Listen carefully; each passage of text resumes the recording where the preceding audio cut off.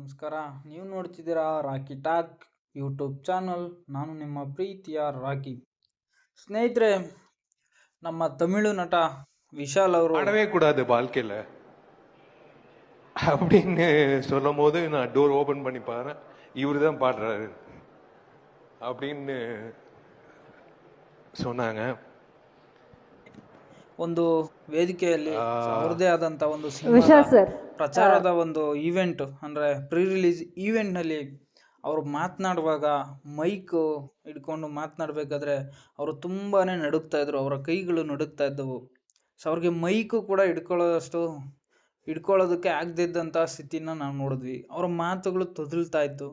So ನಟ ವಿಶಾಲ್ ಅವ್ರಿಗೆ ಏನಾಗಿದೆ, ಅವರ ಆರೋಗ್ಯದ ಸ್ಥಿತಿ ಏನು, ಸೊ ಯಾಕೆ ಹಿಂಗೆ ಆಯಿತು ಅನ್ನೋದ್ರ ಬಗ್ಗೆ ನಾನು ನಿಮಗೆ ತಿಳಿಸ್ಕೊಡುವಂಥ ಒಂದು ಸಣ್ಣ ಪ್ರಯತ್ನವನ್ನು ಪಡ್ತೇನೆ. ಸೊ ಅದಕ್ಕಿಂತ ಮುಂಚೆ ನೀವಿನ್ನೂ ನನ್ನ ಚಾನಲ್ನ ಸಬ್ಸ್ಕ್ರೈಬ್ ಮಾಡಿಲ್ಲ ಅಂದರೆ ದಯವಿಟ್ಟು ಸಬ್ಸ್ಕ್ರೈಬ್ ಮಾಡೋದ್ರ ಮುಖಾಂತರ ಸಪೋರ್ಟ್ ಮಾಡಿ ಅಂತ ಹೇಳ್ತಾ, ಸ್ನೇಹಿತರೆ, ತಮಿಳು ನಟ ವಿಶಾಲ್ ಅವರು ಸಾಕಷ್ಟು ಸಿನಿಮಾಗಳಲ್ಲಿ ನಟಿಸಿದ್ದಾರೆ. ಸದ್ಯ ಈ ಒಂದು ಸಿನಿಮಾ ಅಂದರೆ ಭಾಳ ವರ್ಷಗಳ ಹಿಂದೆ ನಿರ್ಮಾಣ ಆಗಿತ್ತು. ಅಂದರೆ ಭಾಳ ವರ್ಷ ಅಂದರೆ ಏನಿಲ್ಲ, ಒಂದು 2012ರಲ್ಲಿ ಈ ಒಂದು ಸಿನಿಮಾ ಶೂಟಿಂಗ್ ಆಗಿತ್ತು. ಸೊ 2012ರಲ್ಲಿ ಈ ಒಂದು ಸಿನಿಮಾ ರಿಲೀಸ್ ಆಗಲಿಲ್ಲ. ಬಿಕಾಸ್ ಆಫ್ ಏನೋ ಪ್ರೊಡ್ಯೂಸರು ಪ್ರಾಬ್ಲಮ್ಮು ಅಥವಾ ಇನ್ನೇನೋ ಸಮಸ್ಯೆನೋ, ಸೊ ಏನೋ ಒಂದು ಸಮಸ್ಯೆಯಿಂದ ಈ ಒಂದು ಸಿನಿಮಾ 2012ರಲ್ಲಿ ರಿಲೀಸ್ ಆಗಲಿಲ್ಲ. ಸೊ ಆದರೆ ಮದಗಜ ರಾಜ ಸಿನಿಮಾ ಈಗ ಬಿಡುಗಡೆ ಆಗ್ತಾ ಇದೆ. ಅಂದರೆ ಸಂಕ್ರಾಂತಿಗೆ ಈ ಒಂದು ಸಿನಿಮಾ ರಿಲೀಸ್ ಆಗ್ತಾ ಇದ್ದು, ಈ ಒಂದು ಸಿನಿಮಾದ ಪ್ರೀ ರಿಲೀಸ್ ಈವೆಂಟ್ ನಡೀತು. ಈ ಒಂದು ಕಾರ್ಯಕ್ರಮದಲ್ಲಿ ವಿಶಾಲ್ ಅವ್ರನ್ನ ನೋಡಿ ನಾವೆಲ್ಲರೂ ಕೂಡ ಶಾಕ್ ಆಗ್ಬಿಟ್ವಿ. ಸೊ ಮದಗಜ ರಾಜ ಒಂದು ಸಿನಿಮಾನ ಸುಂದರ್ ಸಿ ಅವರು ಡೈರೆಕ್ಷನ್ ಮಾಡ್ತಿದ್ದು, ಈ ಒಂದು ಸಿನಿಮಾ ಈಗಂತೂ ನಿರೀಕ್ಷೆಯನ್ನು ಹುಟ್ಟಾಕ್ಬಿಡ್ತು. ಸೊ ಈ ಒಂದು ಸಿನಿಮಾ 2012ರಲ್ಲಿ ಹಣಕಾಸಿನ ಸಮಸ್ಯೆನೋ ಅಥವಾ ಬೇರೆ ಏನೋ ಒಂದು ಸಮಸ್ಯೆಯಿಂದ ರಿಲೀಸ್ ಆಗಲಿಲ್ಲ ಅಂತ ನಾನು ಆಲ್ರೆಡಿ ಹೇಳಿದೆ. ಸೊ ಕೊನೆಗೆ ಎಲ್ಲ ಸಮಸ್ಯೆಯನ್ನು ಮೀರಿ ಅಂದರೆ ಈಗ ಸಂಕ್ರಾಂತಿಗೆ ರಿಲೀಸ್ ಆಗೋದಕ್ಕೆ ಸಜ್ಜಾಗಿದೆ.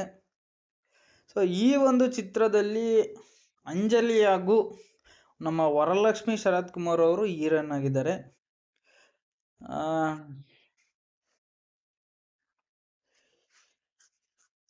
ಸೊ ಎಲ್ರಿಗೂ ಗೊತ್ತಿರೋ ಹಾಗೆ ಈ ಒಂದು ಮದಗಜ ರಾಜ ಅನ್ನೋ ಸಿನಿಮಾದ ಪ್ರೀ ರಿಲೀಸ್ ಇವೆಂಟು ಚೆನ್ನೈನಲ್ಲಿ ನಡೀತು. ಸೊ ಈ ಒಂದು ಸಮಯದಲ್ಲಿ ನಟ ವಿಶಾಲ್ ಅವರ ಒಂದು ಸ್ಥಿತಿಯನ್ನು ನೋಡಿ ನಾವೆಲ್ಲರೂ ಕೂಡ ಶಾಕ್ ಆದ್ವಿ.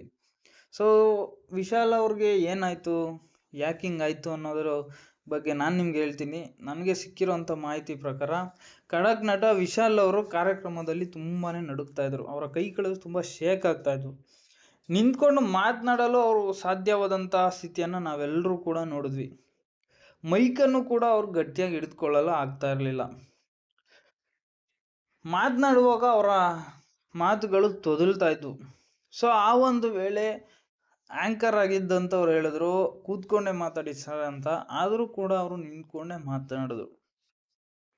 ಸೊ ಅವರು ನಡುಗ್ತಿದ್ದಂಥ ರೀತಿ, ಅವ್ರ ಮಾತುಗಳು ತೊದಲ್ತಾ ಇದ್ದಿದ್ದು, ಸೊ ಇದೆಲ್ಲರಿಗೆ ನಮ್ಗೆಲ್ರಿಗೂ ಒಂದು ಒಂಥರ ಅಚ್ಚರಿಯನ್ನು ಮೂಡಿಸಿತು. ಸೊ ಏನಿರ್ಬೋದು, ಯಾಕೆ ಹಿಂಗಾಯ್ತು ಅನ್ನೋದ್ರ ಬಗ್ಗೆ ನಾನು ನಿಮ್ಗೆ ಹೇಳ್ತೀನಿ. ಸೊ ನಟ ವಿಶಾಲ್ ಅವರು ತುಂಬ ದಿನಗಳಿಂದ ವೈರಲ್ ಫೀವರ್ನಿಂದ ಬಳಲ್ತಾ ಇದ್ದಾರೆ. ವಿಶಾಲ್ ಅವರು ಈ ಒಂದು ಕಾರ್ಯಕ್ರಮದಲ್ಲಿ ಭಾಗಿಯಾಗಿದ್ದು ಚಿತ್ರತಂಡಕ್ಕೇನೋ ಬೆಂಬಲ ತಂದುಕೊಟ್ಟಿದೆ. ತಮ್ಮದೇ ಚಿತ್ರದ ಕಾರ್ಯಕ್ರಮಕ್ಕೆ ಹೀರೋ ಬರೆದಿದ್ರೆ ತಪ್ಪು ಸಂದೇಶ ರವಾನೆಯಾಗುತ್ತೆ ಅಂತ ಅವರು ಈ ಒಂದು ಕಾರ್ಯಕ್ರಮಕ್ಕೆ ಬಂದರು. ಕೆಲವೊಂದ್ಸಲ ಏನೇ ಆರೋಗ್ಯ ಸಮಸ್ಯೆ ಹೇಳಿದ್ರು ಕೂಡ ಇದೊಂದು ನೆಪ ಅಂತ ಕೆಲವರು ನಂಬೋದಿಲ್ಲ. ಸೊ ಅದಕ್ಕೆ ವಿಶಾಲ್ ಅವರು ಅವರ ಏನೇ ಕಷ್ಟಗಳು ಇದ್ರೂ ಸಹ ಅವರು ಈ ಒಂದು ಪ್ರೀ ರಿಲೀಸ್ ಇವೆಂಟ್ಗೆ ಬಂದಿದ್ರು. ಸೊ ಈ ನಡುವೆ ಈ ಕಾರ್ಯಕ್ರಮಕ್ಕೆ ಬಂದಾಗ ಅವ್ರಿಗೆ ಆದಂತಹ ಸ್ಥಿತಿಯನ್ನು ನಾವೆಲ್ಲರೂ ನೋಡಿದ್ವಿ. ಸೊ ಏನಿಲ್ಲ, ವಿಶಾಲ್ ಅವ್ರಿಗೆ ಒಂದು ತುಂಬ ದಿನಗಳಿಂದ ವೈರಲ್ ಫೀವರ್ನಿಂದ ಬಳಲ್ತಾ ಇದ್ರು. ಸೊ ಈಗ ಚೆನ್ನೈನ ಅಪೋಲೋ ಆಸ್ಪತ್ರೆಯಲ್ಲಿ ಚಿಕಿತ್ಸೆಯನ್ನು ಪಡಿತಾ ಇರುವಂಥ ನಟ ವಿಶಾಲ್ ಅವ್ರಿಗೆ ಸೊ ದೀರ್ಘಾವಧಿ ಕಾಲ ಬೆಡ್ ರೆಸ್ಟ್ ಬೇಕಂತ ಡಾಕ್ಟ್ರು ಸಜೆಸ್ಟ್ ಮಾಡಿದ್ದಾರಂತೆ.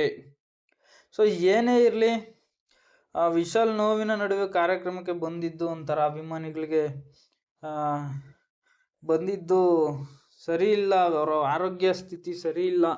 ಏನೇ ಇರಲಿ, ಆದಷ್ಟು ಬೇಗ ನಟ ವಿಶಾಲ್ ಅವರು ಚೇತರಿಸ್ಕೊಳ್ಳಲಿ ಅಂತ ನಾವು ಕೂಡ ಪ್ರಾರ್ಥಿಸೋಣ. ಕನ್ನಡಿಗರು ಅವರು ಕನ್ನಡ ನಮ್ಮ ಪುನೀತ್ ರಾಜ್ಕುಮಾರ್ ಅವರು ನಿಧನರಾದಾಗ ಅವರು ಸಹ ಒಂದು ಕಾರ್ಯಕ್ರಮದಲ್ಲಿ ಬಂದು, ಸೊ ಪುನೀತ್ ನಮ್ಮ ಡಾಕ್ಟರ್ ಪುನೀತ್ ರಾಜ್ಕುಮಾರ್ ಅವರು ನಡೆಸ್ತಿದ್ದಂತಹ ಒಂದಷ್ಟು ಸಮಾಜದ ಕೆಲಸಗಳನ್ನು ನಾನು ಮಾಡ್ತೇನೆ ಅಂತ ಅವರೊಂದು ಕಾರ್ಯಕ್ರಮದಲ್ಲಿ ಹೇಳಿ, ಸೊ ಅವರು ಸಮಾಜಮುಖಿ ಕಾರ್ಯಕ್ರಮಗಳನ್ನು ಮಾಡಿದ್ರು. ಸೊ ಒಳ್ಳೆಯ ಮನುಷ್ಯ ಆಗಿದ್ದಂಥ ನಟ ವಿಶಾಲ್ ಅವರು ಬೇಗ